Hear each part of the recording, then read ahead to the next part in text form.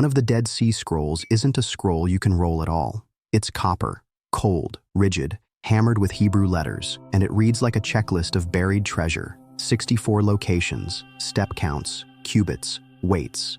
If the rest of the scrolls feel like a library, this one feels like a lockbox with instructions taped on top, and that oddity changes how the whole story plays out. Zoom out. The year is 1952, and archaeologists working the cliffs above the Dead Sea open Cave 3 near Qumran. Tucked behind other finds sits a corroded metal roll, technically 2 rolls from the same text.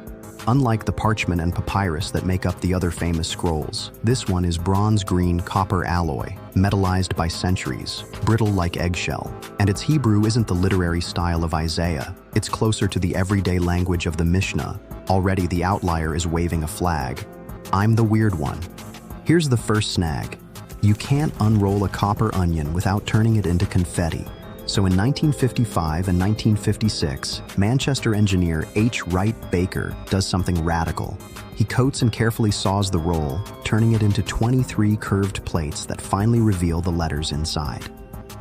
A researcher films the second cut on October 3, 1955. The first cut happened 2 days earlier. It's delicate, gutsy, and, depending on who you ask, borderline heresy, cutting scripture with a saw. But it worked, and for the first time in 2 millennia, people could read the copper text. What they read did not behave like a normal sacred text. Entry after entry follows a pattern, a general location, a specific marker, a depth to dig, and what to expect.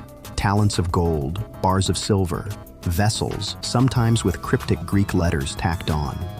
One spot mentions 900 talents of silver, an eye-watering number, even if you argue about how big a talent is. The grammar is dry, almost bureaucratic. If you worked in inventory control, this would feel familiar, and that bureaucratic tone is exactly what divides the room.